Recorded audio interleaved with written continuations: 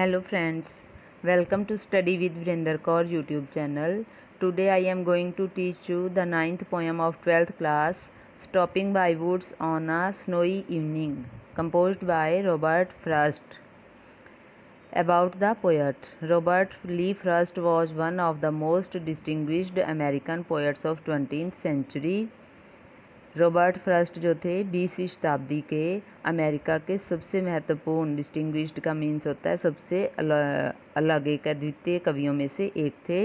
He was born in San Francisco USA. वे USA के San Francisco में पैदा हुए थे। He studied classics for a brief period at Harvard. उन्होंने हार्वर्ड में बहुत कम समय के लिए क्लासिक का भी अध्ययन किया और उन्होंने work at out jobs as a teacher, cobbler and farmer. और उन्होंने एक टीचर के रूप में, एक कॉबलर होता है मोची के रूप में, और किसान के रूप में भी कार्य किया। He married his school fellow Eleanor White in 1895। उन्होंने अपनी स्कूल मेट जो थी उनकी एलिनर, उसी से 1895 में शादी की। He went to Harvard University in 1879।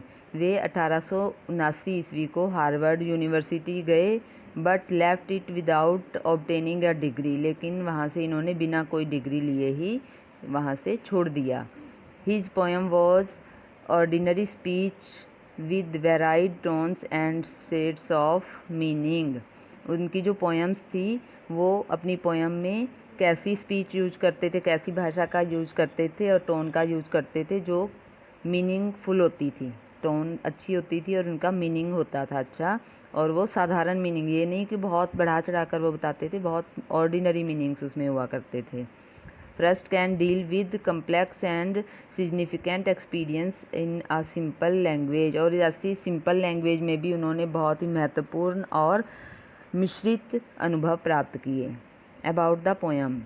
In this poem Robert first shares one of his own delightful experience. इस कविता में रॉबर्ट फ्रस्ट जो हैं वो अपने सबसे खुशी भरे पलों में से किसी एक को शेयर कर रहे हैं हमारे साथ इस पोएम में। One winter evening he was riding home and stops along a lonely dark country road to watch snow fall in the woods. एक शाम वो अपने घर वापस जा रहे थे घुड़सवारी करते हुए, और अचानक वो एक गांव के बाहर एकांत में और अंधेरे में एक जंगल था, और उसकी सुंदरता देखकर वहाँ पर जो स्नोफॉल था उसको देखने के लिए रुक गए। बट ही नोज दैट, लेकिन वह जानते थे कि he must continues his journey, कि उन्हें अपनी यात्रा जारी रखनी चाहिए। And keep in check his desires to enjoy beauty and peace. और उन्हें अपनी जो इच्छा है सुंदरता को देखने की और उस शांत माहौल को देखने की, उस पर कंट्रोल रखना चाहिए। But soon he remembers that he was certain duties to discharge and promise to keep।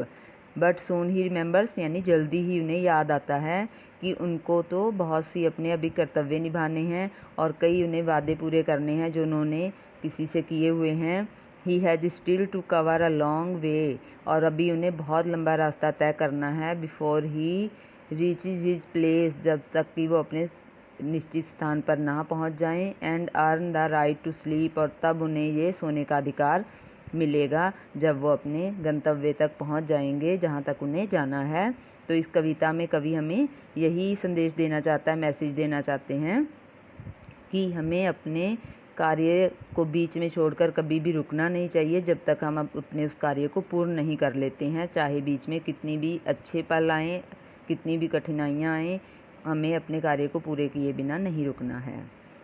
Whose woods these are I think I know, his house is in the village though. Whose woods किसका जंगल, these are ये है, I think मैं सोचता हूँ कि ये जंगल किसका है, आई नो मैं जानता हूँ, his house is in the village though कि उसका घर दूर गाँव में है। He will not see me stopping here कि अगर मैं यहाँ रुक जाता हूँ इस जंगल की खूबसूरती देखने के लिए तो वो मुझे नहीं देख पाएगा, क्योंकि वो दूर गांव में रहता है जो इसका मालिक है। To watch his woods fill up with snow कि मैं चाहता हूँ कि मैं उसके इस जंगल में जो स्नो है, बहुत अधिक स्नोफॉल हुआ है, मैं उसको देख लूँगा तो वो मुझे नहीं देख पाएगा। My little horse must think it queer to stop without a farm house near. My little horse, जो मेरा घोड़ा है, मस्ट थिंक, उसे भी सोचना चाहिए, इट क्वीर, कि यह अद्भुत है। इस अद्भुत सुंदरता को देखने के लिए मेरे घोड़े को भी रुक जाना चाहिए। To stop without a farm house near, कि भले ही पास में हमारा कोई फार्म हाउस नहीं है, लेकिन हमें रुक कर ये सुंदरता देखनी चाहिए।